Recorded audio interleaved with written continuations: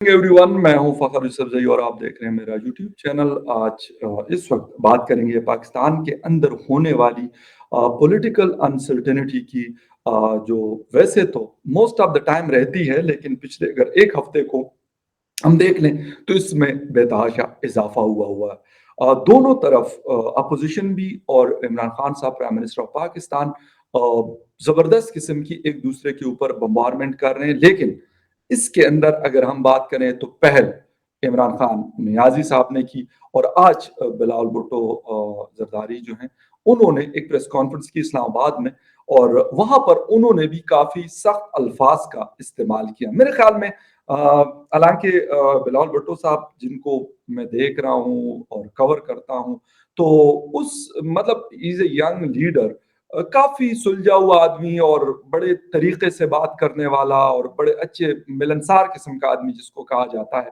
लेकिन इमरान खान साहब ने जो गुज़िश्ता दिन एक तकरीर की कराची में, यकीन करें मैं टेलीविजन स्क्रीन पे देख रहा था और मैं कह रहा था यार ये तो शायद इमरान खान चले जैसा भी प्राइम मिनिस्टर है, लेकिन पाकिस्तान का प्राइम मिनिस्टर है, किसी मोहल्ले का काउंसलर भी इस किस्म की स्पीच शायद ना कर सके और इस तरह के अल्फाज जो है वो इस्तेमाल ना करे।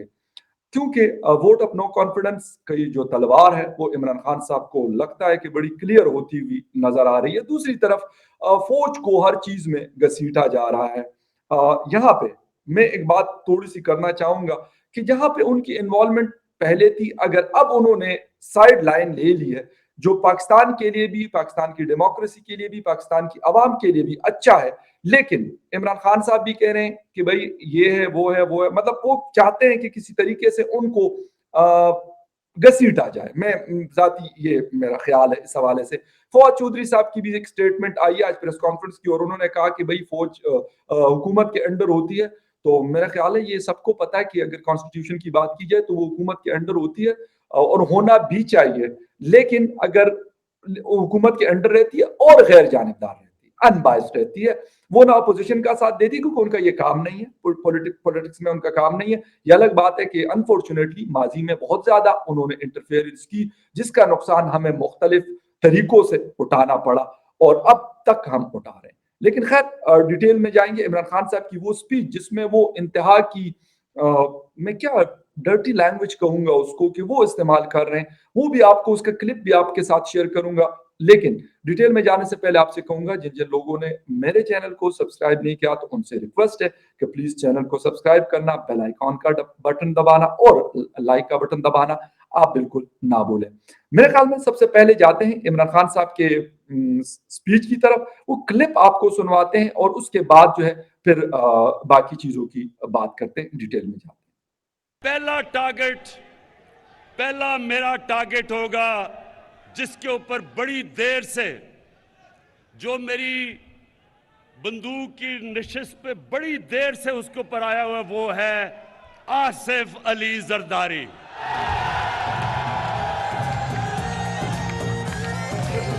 ये आदमी, ये जालिम आदमी जो पुलिस को इस्तेमाल करता है, लोगों को मरवाता है। मकसूद चपरासी वाला कौन है? वो मकसूद चपरासी वाला, मकसूद चपरासी वाला शोबाज, जूते पॉलिश करने वाला। और फिर इनके साथ मिल गया है डीजल। सुने जरा, अब ये सुने अब ये तीन, अब इन तीनों की शक्लें देखो, ये निकले क्यों हैं? मुल्क को बचाने के लिए।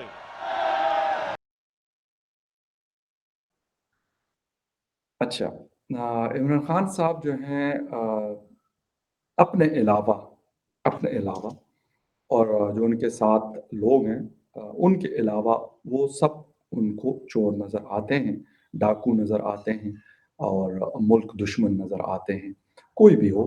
तो उनको अगर आप बात कर लें, आज बिलावल भुट्टो ने एक बात की, उन्होंने कहा कि मैं जो उनकी वाइफ है पीरनी साहिबा, कहते हैं मैं खातून अव्वल के ऊपर, फर्स्ट लेडी के ऊपर बात नहीं करता, लेकिन اگر کرپشن کے حوالے سے ان کے اوپر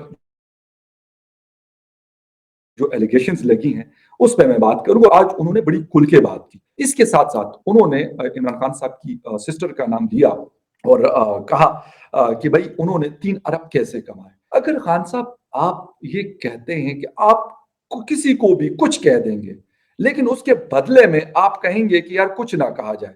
اگر آپ مجھے تپڑ مارو گے، 2 تپڑ مارو گے، 3 مارو گے، ہو سکتا ہے میں آپ کو 3 یا 4 تپڑ نہ مار سکوں لیکن کم از کم ایک کا تو جواب میں دوں گا.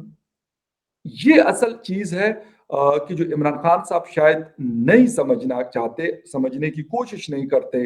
اچھا جی بلاول کو اردو اچھی نہیں آتی، اس کے آصف علی زرداری صاحب کو مخاطب کر کے کہہ رہے یار خدا کا واسطہ اس کو اردو تو سکھاؤ. اور ابھی وہ کلپ میں نے ڈاؤن لوڈ نہیں کیا ورنہ جس وقت وہ ٹیکنگ سیریمنی تھی عمران خان صاحب کی اور جس طریقے سے ان سے وہ الفاظ نہیں بولے جا رہے تھے تو عمران خان صاحب کی تو اردو بہت اچھی ہے تو کیوں نہیں بولے جا رہے تھے. میں یہاں پہ نہ بلاول صاحب کا ترجمان ہوں، اس کے اسپوکس پرسن ہیں ان کے پارٹی کے، وہ جواب دے سکتے ہیں. باقی ابھی بہت سارے لوگ ہیں جو بات کرتے ہیں مختلف میڈیا، لیکن جو بات غلط ہے وہ غلط ہے. جی بوٹ پالش کرنے والے شہباز شریف سر، آپ کا ہمیں نہیں پتا کہ 2018 میں آپ کس طریقے سے آئے، ہمیں نہیں پتا کہ آپ کے لوگ کس طریقے سے الیکٹ ہو کے آئے، ہمیں نہیں پتا کہ آپ کس کے اشاروں پہ ناچتے رہیں یہ 3.5 پونے 4 سال. کیا یہ بات اب ڈھکی چھپی ہے؟ یہ ایک چھوٹے بچے سے لے کے اور ایک بڑے عمر کے آدمی تک سب کو یہ بات معلوم ہو چکی ہے. آپ نے اس دوران جو پاکستان کے ساتھ کیا وہ کس سے ڈکا چھپا نہیں ہے. اور یقین کریں کہ اس وقت جس کو آپ مطلب استعمال کرنے کی کوشش کر رہے ہیں پاکستان کی اسٹیبلشمنٹ، میں صاحب نام لے لیتا ہوں فوج، وہ سائڈ پہ بھاگ رہی ہے اور خان صاحب کہتے کہ نہیں ان کو میں نے لے کے آنا ہے. اور ان کو کیوں لے کے آنا ہے؟ اس لیے لے کے آنا ہے کہ اس وقت خان صاحب کی جو حالت ہے وہ اتنی پتلی ہے کہ خان صاحب کے ہتھے کوئی نہیں چڑھ رہا. اس ڈر اور خوف کی وجہ سے وہ چاہتے ہیں کہ یار دوبارہ سے وہی چیز کی جائے، کیونکہ پہلے فون کال جاتی تھی، لوگوں کو کہا جاتا تھا کہ آپ نے یہاں ووٹ کرنا ہے. اب وہ کالز کا سلسلہ اس وقت نہیں چل رہا. وہ محنت اب مسٹر نیازی کو خود کرنی پڑ رہی ہے، جس کی وجہ سے ان کی چیخیں نکلی ہوئی ہیں. جہانگیر ترین ان کی کال نہیں اٹھاتا، علیم خان ان کی کال نہیں اٹھاتا، یہ دوسرے جو ہمارے ایم کیو ایم کراچی کے جو لوگ ہیں وہ ان سے نہیں مل رہے. پیر پگاڑا صاحب نے ان سے ملاقات نہیں کی. باپ بلوچستان عوامی پارٹی کے لوگ ان سے سائیڈ لائن مار رہے ہیں. چودھری برادران نے بھی ان کو ایسا لگ رہا ہے کہ جھنڈی دکھا دی. یہ سارے لوگ ابھی یہ چاہتے ہیں کہ یار اگر کسی طریقے سے کوئی کنٹروورسی کریٹ کی جائے، اور کنٹروورسی کیسے کریٹ ہوگی؟ آپ کسی طریقے سے فوج کو لتاڑ کے رکھو. یقین کریں کہ یہاں پہ میں وہی جو جنرل بابر افتخار صاحب ہیں وہ اسپوکس پرسن ہے فوج کے، فخر یوسف زئی نہیں ہے. لیکن میں ہمیشہ آپ سے کہتا ہوں کہ جو بات صحیح ہے وہ اس کو صحیح کہوں گا اور کہتا رہا ہوں، اور جو غلط ہوگی اس کو غلط کہوں گا اور کہوں گا آئندہ بھی اور اس وقت بھی. اس وقت جو سگنلز آ رہے ہیں وہ یہ ہے کہ اسٹیبلشمنٹ نے سائیڈ لائن ماری ہے، اور جو میرے خیال میں ان کی عزت کے لیے بہت ضروری تھا، کیونکہ ان کو پتا کہ یار ان 3.5-4 سالوں میں جو حالت کر دی گئی ہے ان کی، وہ پتہ نہیں کیسے وہ بحال کریں گے یا جو بھی کریں گے وہ خیر ان کا اپنا ایک معاملہ ہے، ایک بڑا ادارہ ہے، وہ کرتے رہیں گے. لیکن یہ ان کو بڑا کلیئر پتا ہے کہ یار ہمارے ساتھ جو کچھ ہوا شاید انہوں نے نہیں سوچا، وہ بالکل انہوں نے نہیں سوچا تھا. فواد چودھری صاحب کہتے ہیں کہ بھئی فوج تو آئینی طور پہ کانسٹیٹیوشنلی حکومت کے انڈر رہتی ہے، تو سر آپ کو کس نے کہا ہے کہ فوج جو ہے میاں نواز شریف کے انڈر ہے اس وقت، کیونکہ وہ پولیٹیکل پارٹی کے لیڈر ہیں، یا آصف علی زرداری صاحب کے انڈر ہے یا مولانا فضل الرحمان صاحب کے انڈر ہے. یہ تو کوئی دعویٰ نہیں کر رہا، نہ کر سکتا. اور ایک چیز اور ہے، کوئی مطلب کانسٹیٹیوشن سے ہٹ کر کوئی کام بھی نہیں کیا جا رہا. آپ جو ووٹ آف نو کانفیڈنس ہے یہ ایک رائٹ ہے، آپ کر سکتے ہیں.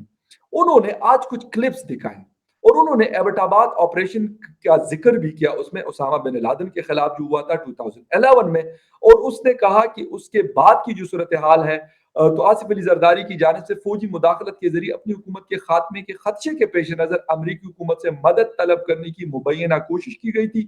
اس کے حوالے سے بھی ایک ویڈیو انہوں نے شیئر کی. آج یار آپ کو یہ ساری چیزیں اب یاد آ رہی ہیں کیونکہ 2011 میں وہ ہوا، پھر اس کے بعد 2013 میں ان کی حکومت ختم ہو گئی، مطلب نئے الیکشن ہوئے، میاں صاحب آئے، میاں صاحب 2018 میں ان کی پارٹی کا حکومت کا خاتمہ ہوا، عمران خان نیازی صاحب کو حکومت ملی۔ آپ کو ابھی یہ چیزیں یاد آ رہی ہے کہ یار یہ ہوا تھا وہ ہوا تھا؟ اگر ہوا بھی تھا تو بھائی فوج ایک ادارہ ہے، آئی ایس آئی ہے یا پھر جنرل صاحب ہے، باجوہ صاحب ہے، یا ان سے پہلے اس وقت کے جو کیانی صاحب تھے، تو میرا خیال نہیں ہے کہ ان کو یہ چیز سمجھ نہیں آ رہی تھی۔ یعنی بڑی حیرانگی ہے۔ اچھا، فواد چودھری صاحب ہندوستان سب سے بڑا ان کے دماغ میں پھنسا ہوا ہے، یقین کریں۔ انہوں نے کہا کہ جی نواز شریف صاحب نے کوشش کی کہ یار وہ جو ہندوستان کے خلاف بیانات نہیں دے رہے تھے۔ اچھا ٹھیک ہے سر، خان صاحب نے دے دیے، کیا اوکاڑ لیا؟ دے دیا نا، 3.5-4 سال انہوں نے مودی جی کو گالیاں بھی دے دی، ان کو فاشسٹ بھی کہا، ہندوستان کو ایک پتہ نہیں کس قسم کا اسٹیٹ، میرے ذہن سے وہ الفاظ نکل گئے، وہ اسٹیٹ بھی کہا، سب کچھ کر دیا۔ لیکن کیا اس کا رزلٹ کیا ہوا؟ یہ اصل کہانی ہے۔ اصل کہانی یہ ہے کہ مودی جی دوسری دفعہ پرائم منسٹر الیکٹ ہوئے، اس وقت بڑی سکسیسفل ان کی حکومت جا رہی ہے، اور آج ان کی پارٹی نے وہاں کی سب سے بڑی سٹیٹس کے الیکشن جیتے ہیں ایک دفعہ پھر۔ یوگی جی جہاں پہ سی ایم تھے اس سٹیٹ کو دوبارہ سے بی جے پی جیت گئی۔ بھائی آپ جو مرضی کریں، وہاں کے لوگ ان کو پسند کرتے ہیں اور وہاں کے لوگ ان کے ساتھ کھڑے ہیں۔ آپ کی بات اور آپ ان کے لوگ ان کے ساتھ کھڑے ہیں، لیکن باقی دنیا کے لوگ بھی ان کے ساتھ کھڑے ہیں۔ یہ نہیں ہے کہ آپ کہیں کہ جی دنیا میں وہ اکیلے بالکل بھی نہیں ہیں۔ ان کی پالیسیز کی وجہ سے البتہ پاکستان اکیلا دکھ رہا ہے، اور وہ بھی عمران خان صاحب کی ماشاءاللہ سے مہربانیاں ہیں۔